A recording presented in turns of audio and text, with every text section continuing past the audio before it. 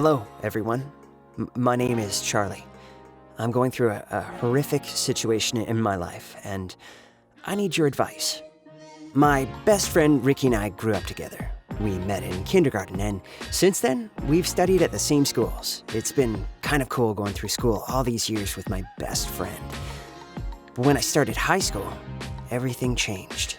After our summer break, I called Ricky the day before school started to arrange our yearly tradition, watching a movie at the theater and then hanging out together and playing computer games.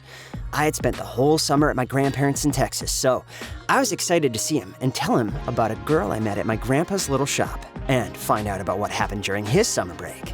However, Ricky said he was busy getting ready for the next day. "We'll talk tomorrow, all right, bro?" he said. That was weird. There was nothing to prepare for because the first few days are usually the most relaxed days, with plenty of free time. Anyway, the next day, Ricky was genuinely happy to see me. He listened to all of my stories about my summer adventures in Texas, smiling in amusement. But when it was his turn to tell me about his summer, he just said it was fine. Nothing exciting happened. That was actually a clue that I didn't notice at the moment. As days passed, Ricky started to act like he was somebody else, and he was not as happy as usual. I would see him reading the newspaper daily, which he never used to do, and jump every time his phone rang with a call or a message. Whenever this happened, he would move away from me to make sure I couldn't hear him. If I asked who it was, he just answered, "No, I don't know."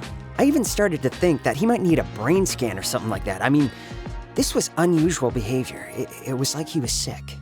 One Saturday afternoon, we were in his room playing video games. He was usually an ace, but this time, he didn't seem to care, so I was winning. I ended the game at the top of the list, so I jumped out of my chair in excitement and accidentally hit a pile of books on Ricky's desk. Some of them fell down, and a photo slipped out of one of the books. I was about to pick it up when Ricky jumped up like a ninja and grabbed the photo from my hand. "Don't touch my things!" he yelled at me angrily. I think he was scared. I assured him that it was an accident and tried to calm him down. "We've been friends forever. You know you can trust me, right?" He nodded in silence, and I decided that it was time to leave. On Monday, at the end of the school day, Ricky and I were in the classroom getting ready to go back home when his phone buzzed with a message. When he read it, he got pale and sat back in his chair. I asked if he felt okay, and he said he needed to go to the bathroom. "Let me come with you," I said. No, it's nothing. I'll meet you outside," answered Ricky, leaving the classroom in a hurry. I went outside and waited for 10 minutes, but Ricky didn't come out. I decided to give him 5 more minutes before going back in to check on him when I saw Hannah, a girl from our class, and asked her if she'd seen Ricky. "He's around the building talking to some dudes," she said. I rushed to the corner and saw Ricky in a car with a couple of guys I had never seen before. Ricky didn't know I saw him, so when I called him later, he said he had been waiting for me outside for like 20 minutes, but had to leave because his mother came to pick him up. I knew he was lying, and I got worried that he might be in some trouble. I wanted to tell my parents so they could talk to Ricky's parents, but I didn't want to expose him, so I decided to give him some time. Maybe it was nothing after all. However, Ricky started to distance himself from me more and more. He avoided sitting with me during our lunch breaks and always found a reason not to play video games together anymore.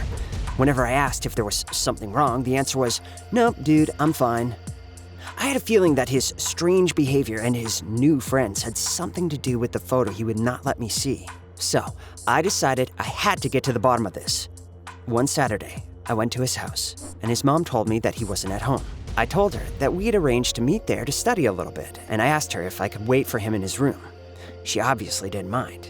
Once I was in his room, I started to check his books. I checked the ones he had on his desk, but there was nothing. Then I checked his drawers, nothing. I sat on his bed trying to think of my next move when I suddenly noticed a book peeking out from right under his pillow.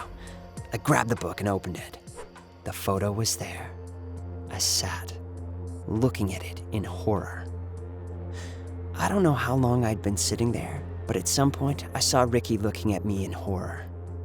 He closed the door behind him and stood there without saying a word. "There is something I have to tell you," he told me in a calm and quiet voice. And then he told me the story. Ricky met some older guys at a party. They got along well, played computer games, and they even let him try some of their beer. At the end of the party, the boys insisted on taking Ricky back to his house. It was late, there were very few cars on the road, and the driver was a little bit drunk. Long story short, the driver ran a red light and accidentally hit a man who was crossing the road. They rushed to help him, but it was too late. Ricky wanted to call 911, but the boys told him not to, and they took a photo of Ricky and the old man covered in blood trying to help him. They told him that if he ever told anybody, they would all say that he killed the man. Then, they left that man on the street and drove away. Now, Ricky doesn't know what to do. I just listened in disbelief. It was someone's worst nightmare come true. Ricky was crying and begged me to keep my mouth shut. I know if I tell anybody, it will ruin my best friend's future, but I don't know if keeping this secret would be even worse. What should I do?